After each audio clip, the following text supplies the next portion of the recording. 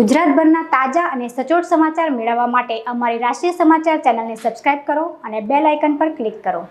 Mahidharpura police પાસેથી મળતી માહિતી મુજબ મહિધરપુરા વિસ્તારમાં આવેલી પૂજા ડાયમંડમાંથી 3 દલાલ ઉધારીમાં 26.64 લાખના હીરા લઈને ફરાર થઈ ગયા છે, જ્યારે આ જ વિસ્તારમાં આવેલા શિવમ જ્વેલર્સનો કર્મચારી 65 લાખના હીરા લઈને ફરાર થઈ ગયો છે। પૂણા ગામ વિસ્તાર ખાતે આવેલા વિલા બંગલોઝમાં રહેતા હીરાના વેપારીએ ધ્રુવીશ સતરિયા મહિધરપુરા પોલીસ મથકમાં ફરિયાદ નોંધાવી છે કે તેઓ હીરા બજારમાં પૂજા ડાયમંડથી હીરાનો વેપાર કરે છે।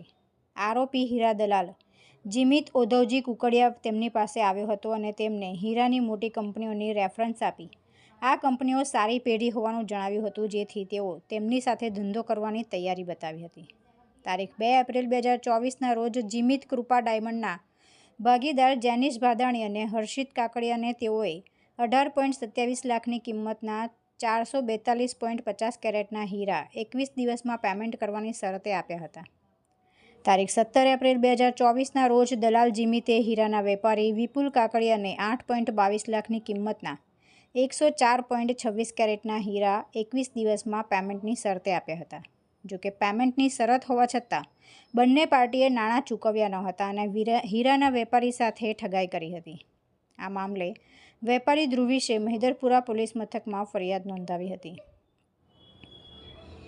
તુલસી શર્મા સાથે રાષ્ટ્રીય સમાચાર, સુરત।